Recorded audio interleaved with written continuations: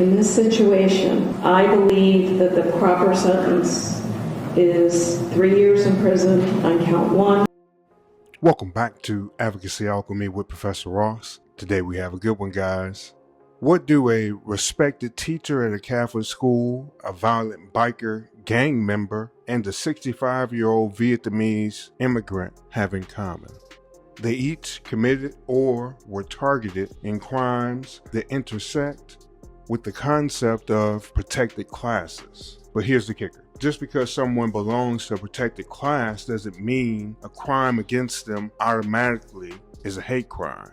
In today's lecture, we'll look at 3 real-world cases and break down when the law protects you because of who you are and when it simply punishes you for what you did. With that, let's dive in. We have yet another baffling case of a female teacher preying on one of her male students. As you may have heard, this happens a lot, and perplexingly, it often involves these women blowing up their families. What makes this case interesting, though, is that we can actually see and hear some of what went down in the sentencing. The married mother of 3 ran a program for at-risk youth at a prestigious all-boys Catholic school in Cincinnati. Nutley began having a physical relationship with the teen in 2023. He was just 17 years old. The 43-year-old teacher groomed the teen by sending him nude photos and raunchy text messages. They had sexual encounters in her office and in a park. Naturally, her husband filed for divorce, and in response, she claimed that her husband was guilty of gross neglect of duty and extreme cruelty. Nutley's attorney said that she has mental health and substance abuse problems. The assistant prosecutor read a letter from the victim.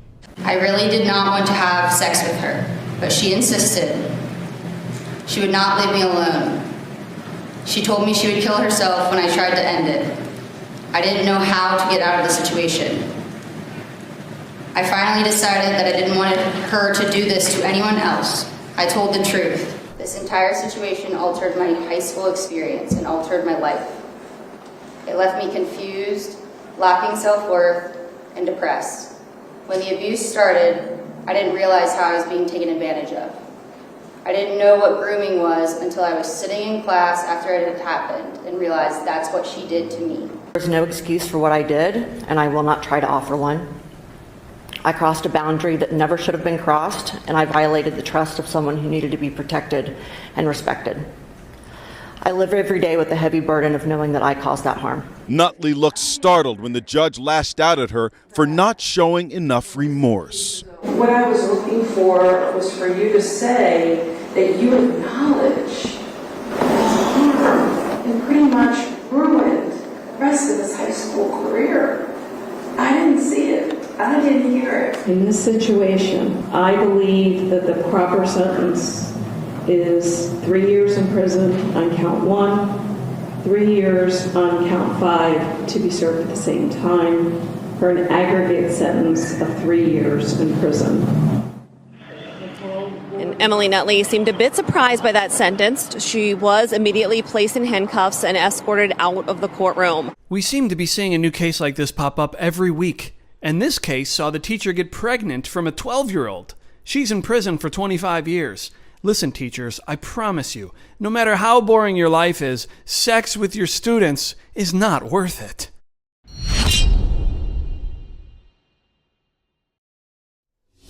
Today, a judge sentenced a leader of the Hells Angels biker gang to 14 years to life for assaulting 3 black men, and he added 7 years for related hate crimes. It happened 3 years ago in San Diego's Ocean Beach neighborhood, and we do want to warn you here, some of the details are graphic.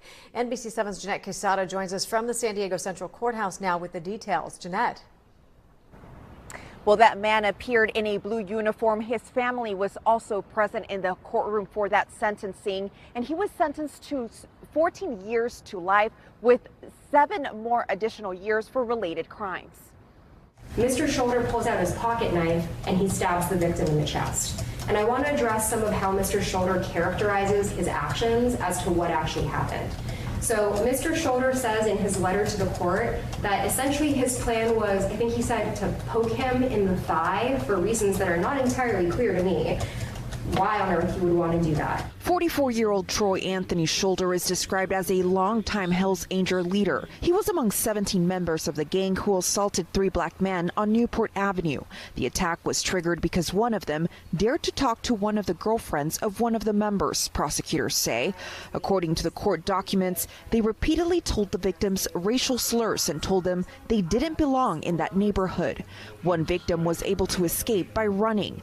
A second victim was punched and kicked in the face and all over his body, leaving him unconscious on the sidewalk. Then prosecutors say Shoulder pulled out a knife, rolled the third victim on his side to expose his heart and chest, and stab him in the chest, cracking his sternum. But what the video shows is that Mr. Shoulder stands over the victim. He rolls the victim onto his side to get him in a better position. He opens his knife and he plunges it into the victim's chest. And I understand that Mr. Shoulder said in his letter that he is adamant that his thumb was on the blade, as if that was somehow going to stop the knife from moving in. But that's not what happened. The only reason that wound wasn't even deeper is because it hit Mr. Lewis's sternum. Now, Shoulder has 60 days to appeal if he wants to, and the victims could also file for restitution. From the San Diego courthouse, Jeanette Quesada, NBC7. Thank you, Jeanette. A Houston man says he lost his entire life savings and is about to lose his house after falling for an elaborate elder fraud scheme. He spoke only to KPRC2's Jaewon Jung on why he fell for it and how he is working to get his life back. We've all gotten scam calls before. Last December, 65-year-old Heap Win says he picked up because the caller ID showed Vietnam Embassy. Turns out it was fake, and now he tells me he's lost everything. How much money did you lose in total? I lost maybe about 500,000. Wow. How has that impacted you? I'm in my life now, like homeless now. Heap Win moved to the States from Vietnam almost 50 years ago for a better life. His daughter Kathy tells me he's worked his entire life to support their family. All money now I lost, it's whole my life working. He saved up for retirement and even bought a house. Now I'm 65 years old, I think I'm 67, I'm retired. You know, I'm not working no more, but now I continue to work. I don't know when I retire or I have to work until I die. Last December, Win got this letter from the IRS stating that someone stole his identity. Just a week or two later, he got this phone call. The caller ID showing the Vietnam Embassy and the caller claiming his name was being used overseas for various crimes like money laundering. In order to clear his name, Let's say, you know, send all money to the bank and retirement. He says the callers used an encrypted messaging app called Viber. They sent him this information to wire transfer funds and even sent him fake government documents. What does this say up here? Okay, they say like police, like FBI. Over the course of 5 months, he sent over his entire life savings. I got lost anything. I wanted to find out more about these types of schemes. I looked up data from the FBI showing elder fraud caused $3.4 billion in damages in 2023, an 11% uptick from the year prior. We're in the process of selling our house. His daughter Kathy now doing everything she can to help her dad make ends meet. Watch out for your family, like, you know, your mom, dad, grandma, grandpas. Just let them know that something like this could happen and just be careful. The Wynn family did file a report with the FBI. If you or someone you know was also a victim of elder fraud, you can reach out to our 2 Helps You help desk. You can also call the National Elder Fraud Hotline. That number is on your screen. In Houston, Jaewon Jung, KPRC2 News. All right, we have these broken down as they appear. We saw first the Cincinnati teacher, and that was from Ohio. So we looked at the Ohio Revised Code, section 2907.03, and that's for sexual battery. That's defined as prohibiting sexual conduct between an authority figure and a student under 18 years old. This is a third-degree felony. It carries a punishment of between 1 and 5 years in prison and up to $10,000 as a fine. It also carries a punishment where a person will be required to register as a sex offender. Nutley pled guilty to 2 counts, receiving 3 years concurrent with 5 years of probation. She also was required to register for the rest of her life as a sex offender. Let's move on to case number 2. This is from San Diego, California. So we'll look at the California law, and this is the California Penal Code, section 422.6 and section 422.7. This is, so point 6, at section A, it prohibits violence due to bias against a protected characteristic. Here it was race. Let's move over to 422.7. Now this is an enhancement from a misdemeanor to a felony when the prosecutor can prove it's motivated by hate. 422.75, it adds 3 years to a felony if hate is proven. You have section 190.2 deals with murder with an enhancement if it's proven to be a hate crime, and it triggers life or a life without parole sentence. Now, the grand result for Shoulder was 14 years to life plus 7 additional years for the hate crime. So he has to do at least 14 years before he's eligible for parole. Now, we could always look at the California Department of Correction and see what their current time is and how much time people usually do. My home state is probably going to be, he might do half of that time maybe at the most, so 7 years, then be eligible for some kind of parole. He did not get the life without parole, so he will be eligible once he does a certain amount of that time. Let's move into our third and final case, which was from Texas. This was from Houston, Texas, and we had the 65-year-old man. And it's crazy, as I get older every year, 65 is getting a lot closer, so it doesn't really seem like very old anymore. Okay, so our first law is Texas Penal Code section 32.46, fraudulent use of documents or deception. This is defined as being illegal to use deception to cause someone to sign or transfer a document that affects their property, rights, or financial obligations. Now you might ask, what is fraud via deception? That means tricking someone into giving away money. Here, remember he said about $500,000 he gave away. Or legal control through lies, impersonation, or psychological pressures. In this case, we had a scammer pretending to be the Vietnamese embassy and some sort of U.S. law enforcement. And he claimed that the man's identity had been used in some sort of international crime. And they pressured him repeatedly to wire funds to clear his name using official-looking documents and fake threats of arrest. This is a felony. If over $300,000 is stolen, it's a first-degree felony that carries between 5 and 99 years or life in prison. And there's also a $10,000 fine. You have to remember, this is among Texas' most severe classification for a white-collar crime. Now, also, we have the second thing, look at the exploitation of an elderly individual. This is found at section 32.53. And this basically covers people who are elderly and their resources are improperly obtained, especially by manipulating, deceiving, or coercing that person into giving that stuff over. Remember in the news report, they were sure to mention his age of being 65. Texas law defines 65 as the legal threshold for elder protections. And with this man being 65 at the time when all this stuff happened, he makes the cutoff, which activates special protections under this statute. Now, your state may consider a person older before the age of 65. I've seen 62, I've heard of 60, so that's something that you have to look at in your own local jurisdiction. Here, the scammers preyed on this man because they knew he was older, and they also knew he was originally from another country. But here, the activation of the age statute. So his age is important, his trust in the perceived authorities, and his limited digital fluency. So he's receiving emails. He might not be so familiar with, computers and things of that nature. He's receiving stuff in the mail. It all looks official. They pretty much just duped this man. All right, this is a felony increase. It enhances other financial crimes, and prosecutors often use this tactic when they are going to underscore that it was a targeted offense against a protected class. and when they're asking for a tougher sentence from the judge or from the jury.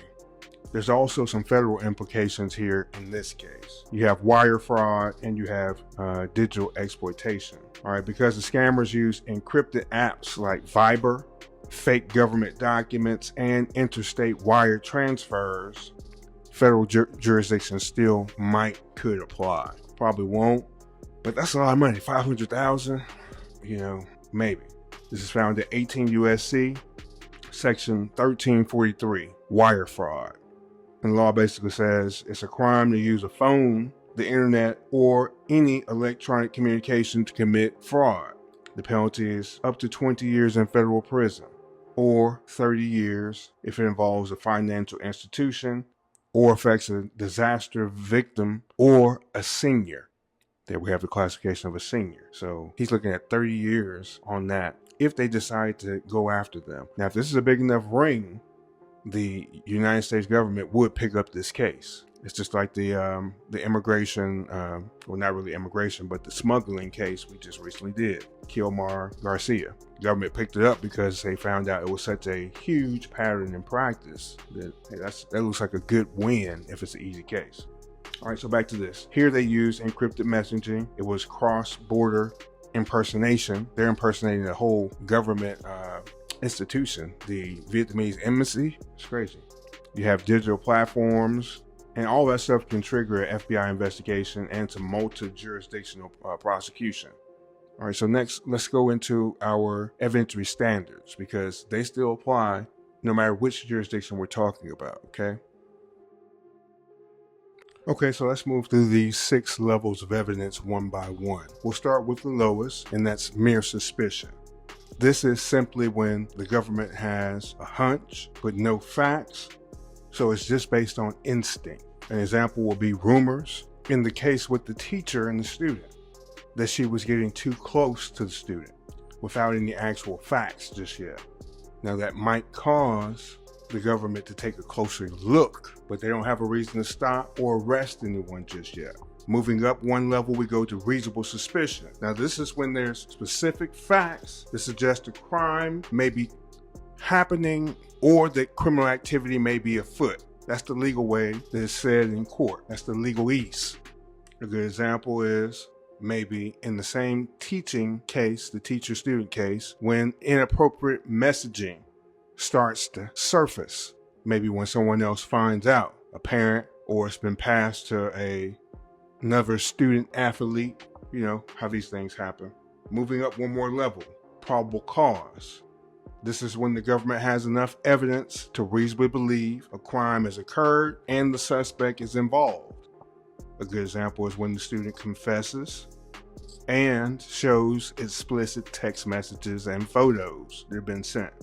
Level 4, preponderance of evidence. This means more likely than not that a person's claim is true. It takes about 51% of the evidence in your favor to win this type of case. This is the level used in most civil cases. Civil cases are when you're suing someone for money.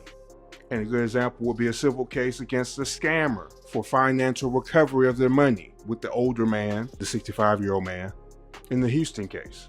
Moving up one more level, we have clear and convincing evidence. This is when it's highly probable and persuasive that you should win your case. This means that you need probably about 75% of the evidence in your favor. This is also used in civil cases. It's used in criminal cases in certain contexts. You'll see it mostly in certain family law cases where child custody is at issue. You'll see it in administrative hearings where a person is being terminated. In a criminal context, you might see it when a person is offering a certain defense to the charges being alleged. In that same teacher-student context, when that teacher goes up to the board to be determined to be unfit to be a teacher, this standard would apply. So a license termination hearing will probably use this standard of clear and convincing evidence. And you might wonder why, but doesn't it make sense? You wouldn't want to lose your license to practice or any other professional license just based on 51%. When you want the person to go ahead and bring more evidence before they take your license. All right, let's move up to the last and the highest level, beyond a reasonable doubt. Now, you've heard me say day after day, this is the gold standard. I say it because this is the highest standard in the American justice system. Now, this is used at every criminal trial and for every criminal case.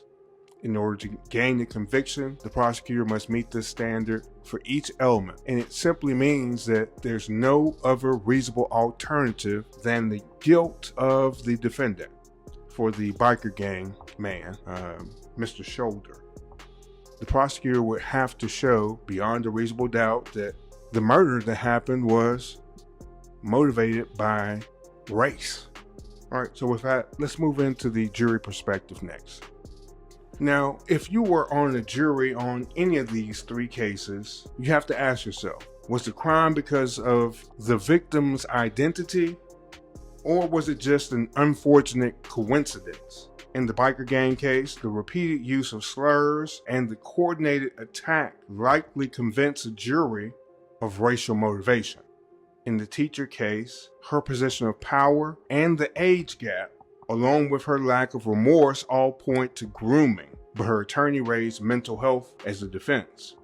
Let me ask you, does that mitigate your judgment? Does that change how you feel about this?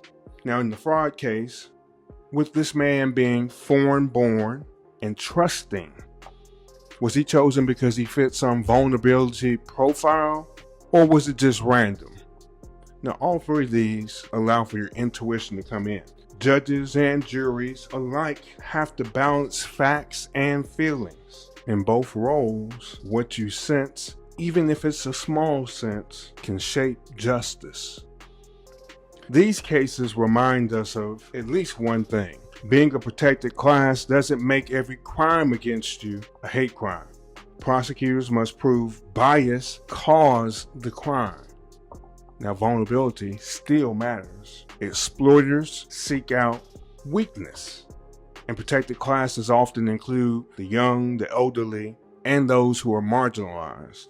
So we have to ask ourselves, protected class or easy target? And is the law doing enough to draw the line between the two? I want to hear your thoughts in the comments below. Do you agree with the outcomes, or would you have ruled differently? Remember, this is Advocacy Alchemy, and I am Professor Ross. I'll see you tomorrow. Everyone enjoy your day and stay safe.